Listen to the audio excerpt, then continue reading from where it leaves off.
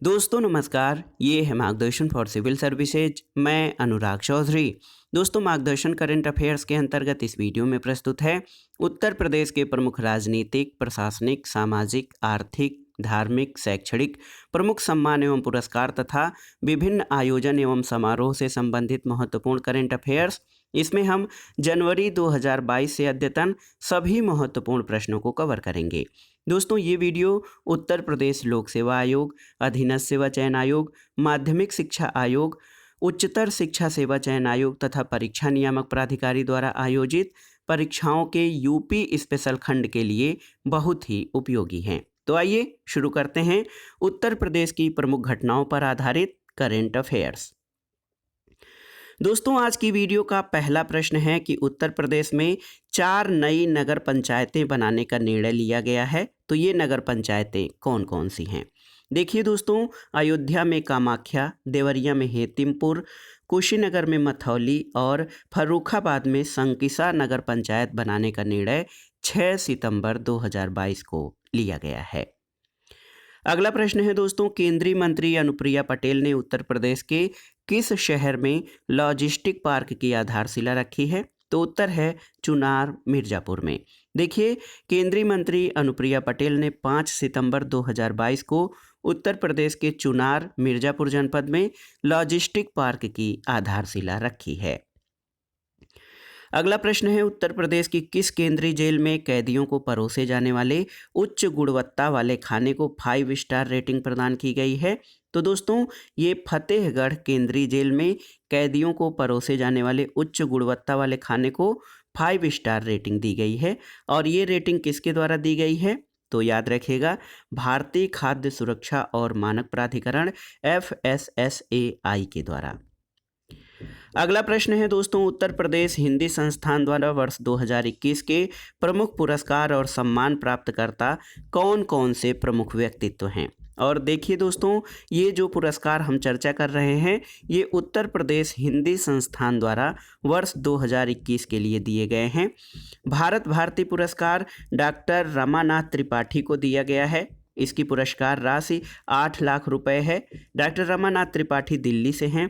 लोहिया साहित्य सम्मान दोस्तों देहरादून के बुद्धिनाथ मिश्र को दिया गया है और इसमें पुरस्कार राशि 5 लाख रुपए है। हिंदी गौरव सम्मान डॉक्टर गिरिराज शरण अग्रवाल को, जो कि हरियाणा के हैं, पुरस्कार राशि 5 लाख रुपए है। महात्मा गांधी साहित्य सम्मान डॉक्टर विश्वास किशन पाटिल को दिया गया है। ये महाराष्ट्र के हैं, पुरस्कार राशि 5 लाख रुपए है। अवंतीबाई साहित्य सम्मान दोस्तों लखनऊ के डॉक्टर ओम प्रकाश मिश्र को, जिसकी पुरस्कार राशि 5 लाख रुपए है। और देखिए, एक महत्वपूर्ण पुरस्कार है उत्तर प्रदेश हिंदी संस्थान द्वारा दिया जाने वाला अटल बिहारी वाजपेयी साहित्य सम्मान। ये दोस्तों हृदय नारायण दीक्षित को दिया गया है। इसकी पुरस्कार राशि 5 लाख रुपए है। तो याद रखिएगा, उत्तर प्रदेश हिंदी संस्थान द्वारा भारत भारती सम्मान दिल्ली के डॉक्टर रमानाथ त्रिपाठी को दिया गया है। अगला प्रश्न है दोस्तों, प्रदेश के किस जिले में Indo Israel centre of excellence for vegetables का शिलान्यास किया गया है? तो उत्तर है मिर्जापुर में। दोस्तों मिर्जापुर में Indo Israel centre of excellence for vegetable का शिलान्यास 8 अगस्त 2022 को किया गया है। अगला प्रश्न है दोस्तों, उत्तर प्रदेश हिंदी संस्थान का बाल साहित्य सम्मान 2021 किस योजना के अंतर्गत घोषित किया गया है? तो ये है बाल साहित्य संवर्धन योजना के अंतर्गत। दोस्तों देखिए, सुभद्रा कुमारी चौहान महिला बाल साहित्य सम्मान से सम्मानित किया गया है। किसको? तो दिल्ली की बिमला रस्तोगी को। सोहनलाल द्विवेदी बाल कविता सम्मान से किसे सम्मानित किया गया है? तो लखनऊ के अजय कुमार उर्फ डॉक्टर अजय प्रसून को सोहनलाल द्विवेदी बाल कविता सम्मान से सम्मानित किया गया है। इसी तरह दोस्तों अमृतलाल नागर बाल कथा सम्मान ममता नागरैया को दिया गया है, जो कि बदायूं की हैं। शिक्षार्थी लाल चित्रकला सम्मान शिवाशीष शर्मा को दिया गया है, ये अलीगढ़ के हैं। और लल्ली प्रसाद पांडे बाल साहित्य पत्रकारिता सम्मान से संजय वर्मा, जो कि गोरखपुर के हैं, इनको सम्मानित किया गया है। अगला प्रश्न है दोस्तों, देखिए महत्वपूर्ण प्रश्न है। उत्तर प्रदेश सरकार ने $1 ट्रिलियन की अर्थव्यवस्था के लक्ष्य को प्राप्त करने के लिए किसके साथ समझौता ज्ञापन पर हस्ताक्षर किए हैं? तो उत्तर है डेलाइट इंडिया के साथ। दोस्तों, इस लक्ष्य को प्राप्त करने की तय सीमा वर्ष 2027 रखी गई है। ये महत्वपूर्ण है दोस्तों। वर्ष 2027 उत्तर प्रदेश सरकार ने $1 ट्रिलियन की अर्थव्यवस्था के लक्ष्य को प्राप्त करने के लिए टाइमलाइन रखी है। अगला प्रश्न है दोस्तों, ई कॉमर्स पोर्टल के माध्यम से शहर के कारीगरों और बुनकरों के उत्पादों को वैश्विक मंच पर लाने के लिए किसके साथ समझौता ज्ञापन पर हस्ताक्षर किया गया है? तो उत्तर है वाराणसी जिला प्रशासन और फ्लिपकार्ट के साथ 1 अगस्त 2022 को ई कॉमर्स पोर्टल के माध्यम से दोस्तों शहर के कारीगर और बुनकरों के उत्पादों को वैश्विक मंच पर लाने के लिए समझौता ज्ञापन पर हस्ताक्षर हुए हैं। अगला प्रश्न है, प्रदेश के सरकारी कर्मियों की सेवा संबंधी विवादों का निपटारा करने के उद्देश्य से किस कार्यालय भवन का शिलान्यास किया गया है? तो उत्तर है केंद्रीय प्रशासनिक अधिकरण लखनऊ पीठ का शिलान्यास 27 जुलाई 2022 को किया गया है। अगला प्रश्न है, अंतर्राष्ट्रीय वैश्य महासम्मेलन का आयोजन कहाँ किया गया? तो ये मथुरा में। और उत्तर प्रदेश सतत विकास रिपोर्ट 2022 का लोकार्पण किसके द्वारा किया गया है? तो उत्तर है दोस्तों आनंदीबेन पटेल के द्वारा। और उत्तर प्रदेश सतत विकास रिपोर्ट 2022 किसके द्वारा तैयार किया गया है? तो आप जान लीजिए कि ये रिपोर्ट दोस्तों लखनऊ विश्वविद्यालय के विकास विज्ञान संस्थान और अर्थशास्त्र विभाग द्वारा तैयार किया गया है। अगला प्रश्न है दोस्तों, बुंदेलखंड एक्सप्रेसवे का उद्घाटन किसके द्वारा किया गया? तो 16 जुलाई 2022 को बुंदेलखंड एक्सप्रेसवे का उद्घाटन प्रधानमंत्री नरेंद्र मोदी के द्वारा किया गया। और ये उद्घाटन कहाँ से किया गया है? तो जान लीजिए जालौन जिले की उरई तहसील के कैथेरी गांव से। इस एक्सप्रेसवे की कुल लंबाई दोस्तों 296.07 किलोमीटर है। और इस एक्सप्रेसवे का प्रारंभ स्थान भरतकूप चित्रकूट है और इसका समाप्ति स्थान कुदरैल इटावा है। और आप जान लीजिए कि इस एक्सप्रेसवे में यानी बुंदेलखंड एक्सप्रेसवे में दोस्तों 7 जिले शामिल हैं: चित्रकूट, बांदा, हमीरपुर, महोबा, जालौन, औरैया और इटावा। अगला प्रश्न है दोस्तों, भारतीय विमानपत्तन प्राधिकरण यानी AAI ने किस अवधि के लिए उत्तर प्रदेश के 5 हवाई अड्डों के संचालन और प्रबंधन के लिए समझौते पर हस्ताक्षर किए हैं? तो ये है 30 वर्षों के लिए। इनमें 5 हवाई अड्डे अलीगढ़, आजमगढ़, चित्रकूट, म्योरपुर और श्रावस्ती शामिल हैं। अगला प्रश्न है दोस्तों, देखिए मिसेज यूनिवर्स डिवाइन 2022 का खिताब किसने जीता है? तो कानपुर की पल्लवी सिंह ने। मिसेज यूनिवर्स डिवाइन 2022 का आयोजन योशु दक्षिण कोरिया में किया गया था। अगला प्रश्न है दोस्तों, हिंदी की पहली रचना जिसे अंतर्राष्ट्रीय बुकर पुरस्कार से सम्मानित किया गया है? तो ये है रेत समाधि। और इस उपन्यास की लेखिका गीतांजलि श्री हैं। इस उपन्यास का अंग्रेजी में अनुवाद टॉम ऑफ सैंड किसके द्वारा किया गया? तो ये डेजी रॉकवेल के द्वारा इसका अंग्रेजी अनुवाद किया गया है।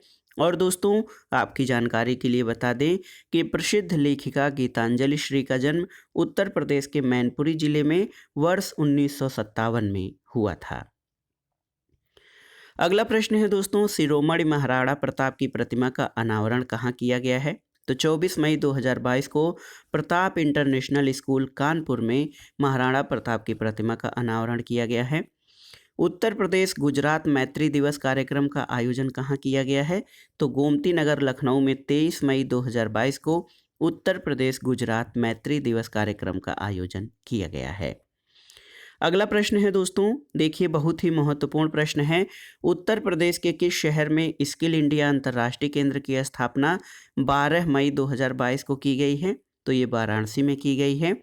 और दोस्तों इस केंद्र की स्थापना के लिए जो समझौता ज्ञापन का आदान प्रदान किया गया है, इसमें NSDCI और हिंदुस्तान पोर्ट्स प्राइवेट लिमिटेड के मध्य।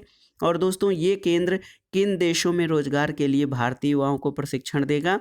तो ये UAE, कनाडा, ऑस्ट्रेलिया और खाड़ी देशों में रोजगार के लिए भारतीय युवाओं को प्रशिक्षण देगा। दोस्तों इस तरह के पहले केंद्र यानी स्किल इंडिया अंतर्राष्ट्रीय केंद्र की स्थापना पहले 16 अप्रैल 2022 को भुवनेश्वर, ओडिशा में किया गया है। अगला प्रश्न है दोस्तों, मैं गंगा बोल रही पुस्तक तथा स्पर्श गंगा गीत के लेखक कौन हैं? तो ये हैं डॉक्टर रमेश पोखरियाल निशंक। और इस पुस्तक और गीत का विमोचन किसके द्वारा किया गया है? तो उत्तर प्रदेश के मुख्यमंत्री योगी आदित्यनाथ द्वारा मैं गंगा बोल रही पुस्तक और स्पर्श गंगा गीत का जो है विमोचन किया गया है। इसके लेखक डॉक्टर रमेश पोखरियाल निशंक हैं। अगला प्रश्न है, मुख्यमंत्री ने सेवानिवृत्त कर्मचारी या सरकारी कर्मचारियों को पेंशन का पारदर्शी और परेशानी मुक्त विवरण सुनिश्चित करने के लिए किस पोर्टल की शुरुआत की है? तो ये ई पेंशन पोर्टल शुरू की गई है मुख्यमंत्री योगी आदित्यनाथ द्वारा। इस पोर्टल की शुरुआत किस अवसर पर की गई है? तो ये अंतर्राष्ट्रीय मजदूर दिवस के अवसर पर ई पेंशन पोर्टल की शुरुआत की गई है।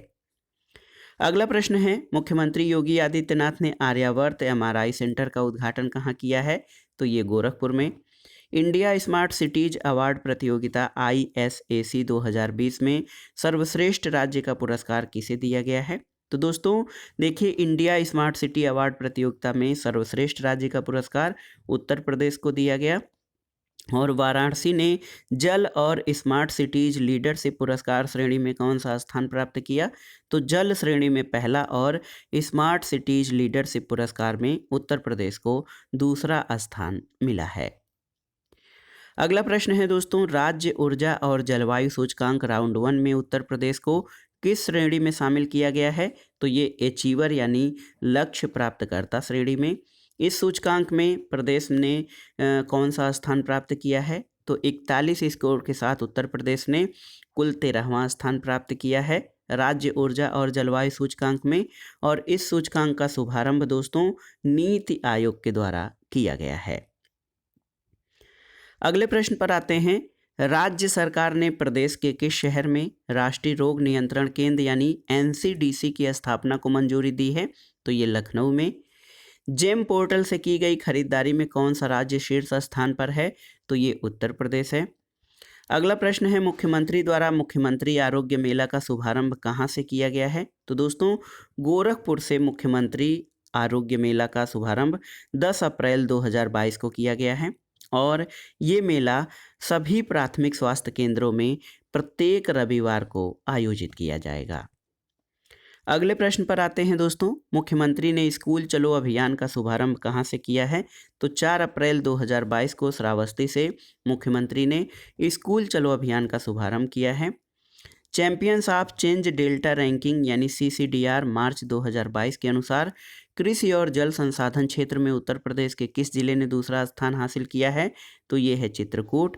और इस रैंकिंग की घोषणा यानी दोस्तों कृषि और जल संसाधन क्षेत्र में जो है ranking champions of change delta ranking, ये नीति आयोग द्वारा जारी किया जाता है। अगला प्रश्न है दोस्तों, वैक्यूम आधारित सीवरेज अपनाने वाला भारत का पहला शहर कौन सा है? तो ये है उत्तर प्रदेश का आगरा शहर। लोक निर्मला सम्मान 2022 से राज्यपाल आनंदीबेन पटेल द्वारा किसे सम्मानित किया गया है? तो आप जान लीजिए, बिहार की पद्म भूषण प्राप्तकर्ता श्रीमती शारदा सिन्हा को दोस्तों लोक निर्मला सम्मान 2022 से सम्मानित किया गया है। और आप जान लीजिए, वर्ष 2021 के लोक निर्मला सम्मान से पद्मश्री गुलाबो सपेरा जो कि राजस्थान की हैं, इनको सम्मानित किया गया है। और दोस्तों लोक निर्मला सम्मान 2022 समारोह का आयोजन किसके द्वारा किया गया है? तो ये सांस्कृतिक संस्था सोन चिरैया के द्वारा लोक निर्मला सम्मान का आयोजन किया गया है। अगला प्रश्न है दोस्तों, तीसरे राष्ट्रीय जल पुरस्कार समारोह में उत्तर प्रदेश को कौन सा पुरस्कार मिला है? तो राष्ट्रीय जल पुरस्कार में उत्तर प्रदेश को पहला पुरस्कार मिला है। प्रदेश को ये पहला पुरस्कार सर्वश्रेष्ठ राज्य की श्रेणी में दिया गया है। और उत्तरी क्षेत्र में सर्वश्रेष्ठ जिले का प्रथम पुरस्कार मुजफ्फरनगर उत्तर प्रदेश ने प्राप्त किया है। और आप जान लीजिए, उत्तरी क्षेत्र में सर्वश्रेष्ठ गांव पंचायत का तीसरा पुरस्कार बलुआ गांव पंचायत वाराणसी उत्तर प्रदेश को दिया गया है। अगला प्रश्न है दोस्तों, उत्तर प्रदेश की 18वीं विधानसभा का निर्विरोध अध्यक्ष किसे चुना गया? तो सतीश महाना को। अगला प्रश्न है, हिंदी साहित्य सम्मेलन के वार्षिक अधिवेशन का आयोजन कहाँ किया गया? तो आप जान लीजिए 12 से 13 मार्च 2022 के बीच हिंदी साहित्य सम्मेलन का वार्षिक अधिवेशन प्रयागराज उत्तर प्रदेश में आयोजित किया गया और ये इस अधिवेशन का 73वां संस्करण है।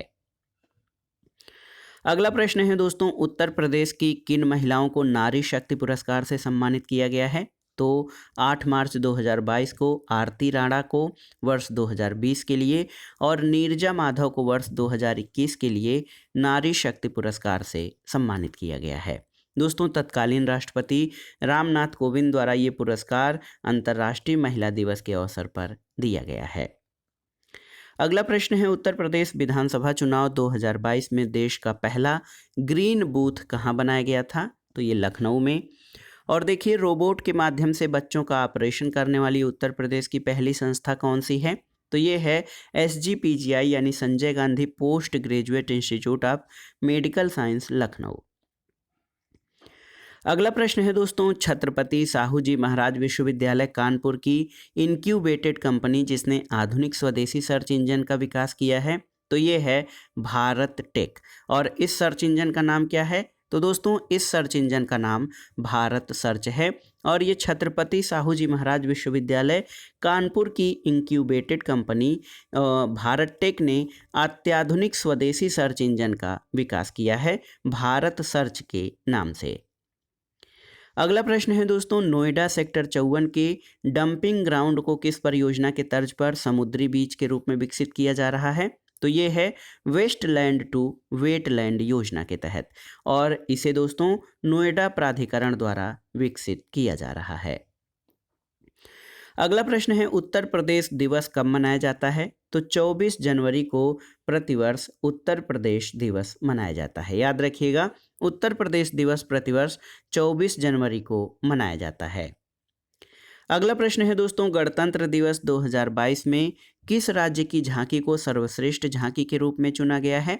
तो आप जान लीजिए कि गणतंत्र दिवस में जो सर्वश्रेष्ठ झांकी का पुरस्कार ये उत्तर प्रदेश को प्रथम स्थान दिया गया है। और उत्तर प्रदेश की झांकी किस विषय पर आधारित थी? तो याद रखिएगा दोस्तों, उत्तर प्रदेश की झांकी एक जिला एक उत्पाद और काशी विश्वनाथ धाम पर आधारित थी। अगला प्रश्न है दोस्तों, मैनपुरी स्थित सैनिक स्कूल का परिवर्तित नाम क्या है?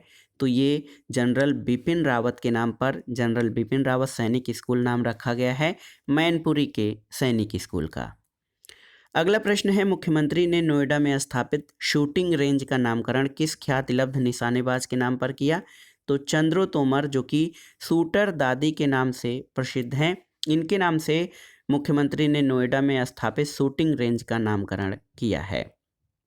और चंद्रो तोमर और इन्हीं के साथ जो है इनकी सिस्टर इन लॉ रही प्रकाशो तोमर, दोनों लोगों को शूटर दादी के नाम से जाना जाता है। प्रधानमंत्री नरेंद्र मोदी द्वारा मेजर ध्यानचंद खेल विश्वविद्यालय का शिलान्यास कहाँ किया गया? तो सरधना मेरठ में दोस्तों मेजर ध्यानचंद खेल विश्वविद्यालय का शिलान्यास 2 जनवरी 2022 को किया गया है। अगला प्रश्न है, भारत के किस राज्य में पहली पेशेवर पैरा बैडमिंटन अकादमी का शुभारंभ किया गया? तो उत्तर प्रदेश के लखनऊ में। और हाल में चर्चा में रही बकरी के सिर वाली योगिनी की पत्थर की मूर्ति का संबंध किस जिले से है? तो याद रखिएगा दोस्तों, बांदा उत्तर प्रदेश से।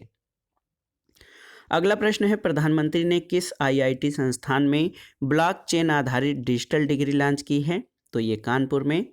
और देखिए, रक्षा मंत्री राजनाथ सिंह द्वारा ब्रह्मोस एरोस्पेस क्रूज मिसाइल निर्माण इकाई और DRDO के रक्षा प्रौद्योगिकी परीक्षण केंद्र की आधारशिला कहाँ रखी गई है? तो ये लखनऊ उत्तर प्रदेश में। प्रधानमंत्री ने अमूल की बनास काशी संकुल परियोजना का शिलान्यास कहाँ किया है? वाराणसी उत्तर प्रदेश में। और देखिए, मुख्यमंत्री ने निपुण भारत निगरानी केंद्र का उद्घाटन कहाँ किया है? तो याद रखिएगा, गोरखपुर में मुख्यमंत्री योगी आदित्यनाथ ने निपुण भारत निगरानी केंद्र का उद्घाटन किया है। अगला है कि उत्तर भारत के पहले उद्यमिता केंद्र मेडटेक का उद्घाटन कहाँ किया गया है? तो SGPGI लखनऊ में, यानी Sanjay Gandhi post graduation institute, ये PGI में दोस्तों उत्तर भारत के पहले उद्यमिता केंद्र मेडटेक का उद्घाटन किया गया है। अगला प्रश्न है, उत्तर प्रदेश सरकार ने देश के पहले बड़े हेलीपोर्ट को कहाँ बनाने के प्रस्ताव को मंजूरी दी है? तो आप जान लीजिए दोस्तों, बहुत ही महत्वपूर्ण प्रश्न है ये। उत्तर प्रदेश सरकार ने देश के पहले बड़े हेलीपोर्ट को नोएडा में बनाने की मंजूरी दी है। अगला प्रश्न है, मुख्यमंत्री ने प्रयागराज में स्थापित किए जा रहे राष्ट्रीय विधि विश्वविद्यालय का नामकरण किस नाम से करने की घोषणा की है? तो ये डॉक्टर राजेंद्र प्रसाद, जो कि भारत के प्रथम राष्ट्रपति थे, इनके नाम पर जो है राष्ट्रीय विधि विश्वविद्यालय का नामकरण किया जाएगा। अगला प्रश्न है दोस्तों, 25 नवंबर 2021 को प्रधानमंत्री ने किस हवाई अड्डे का शिलान्यास किया है? तो ये नोएडा इंटरनेशनल एयरपोर्ट। और भारत का प्रथम नेट जीरो उत्सर्जन एयरपोर्ट कौन सा है? तो ये है नोएडा इंटरनेशनल एयरपोर्ट। अगला प्रश्न है दोस्तों, झांसी में ultra mega solar power park का शिलान्यास किया गया है, इसकी क्षमता कितनी है? तो ये 600 मेगावाट क्षमता का ultra mega solar power plant है।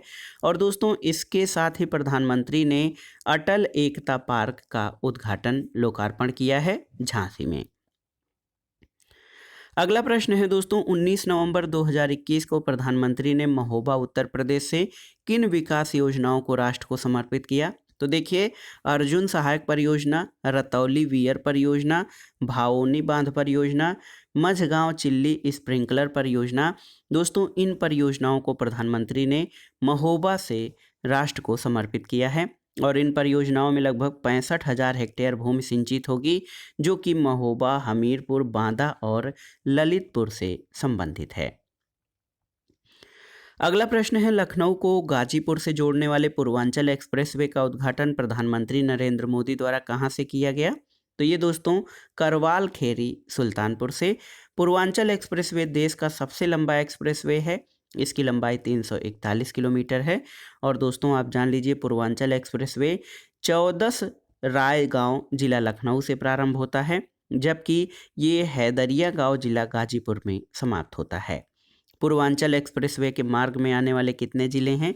तो 9 ज़िले हैं, लखनऊ, बाराबंकी, अमेठी, सुल्तानपुर, अयोध्या, अंबेडकर नगर, आजमगढ़, मऊ और गाजीपुर। अगला प्रश्न है दोस्तों, वाणिज्य एवं उद्योग मंत्रालय भारत सरकार द्वारा जारी लीड्स लॉजिस्टिक प्रदर्शन सूचकांक में उत्तर प्रदेश को कौन सी रैंक मिली है? तो इसको 6वां रैंक मिला है। उत्तर प्रदेश सरकार ने फैजाबाद जंक्शन का नाम परिवर्तित करके क्या किया है? तो इसका नाम अयोध्या कैंट कर दिया गया है और 60 में AYC रेलवे स्टेशन। अगला प्रश्न है दोस्तों, उत्तर प्रदेश के अयोध्या में कोरिया की रानी के नाम से एक पार्क का उद्घाटन किया गया है, हे ह्वांग ओके मेमोरियल पार्क। दोस्तों हे ह्वांग ओके मेमोरियल पार्क दोस्तों ये अयोध्या में कोरिया की रानी के नाम से एक पार्क है जिसका उद्घाटन किया गया है। अगला प्रश्न है, उत्तर प्रदेश के बागपत जिले में उत्पादित किस प्रसिद्ध आम को भौगोलिक संकेतक दिया गया है? तो ये दोस्तों 13 अक्टूबर 2021 को बागपत के रटौल आम को जो है भौगोलिक संकेतक या GI टैग दिया गया है। अगला प्रश्न है, प्रधानमंत्री नरेंद्र मोदी द्वारा राजा महेंद्र प्रताप सिंह राज्य विश्वविद्यालय का शिलान्यास कहाँ किया गया? तो दोस्तों अलीगढ़ में। और जीव विज्ञान का नोबेल कहा जाने वाला 16वां वार्षिक बहलर कछुआ संरक्षण पुरस्कार किसे दिया गया है?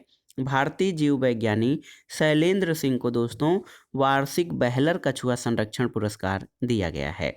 और दोस्तों उत्तर प्रदेश करंट अफेयर से संबंधित लास्ट क्वेश्चन है, उत्तर प्रदेश सरकार ने उत्तर प्रदेश के किन 2 शहरों में औद्योगिक क्लस्टर विकसित करने की अनुमति दी है? तो ये हैं आगरा और प्रयागराज में केंद्र सरकार ने औद्योगिक क्लस्टर विकसित करने की अनुमति दी है।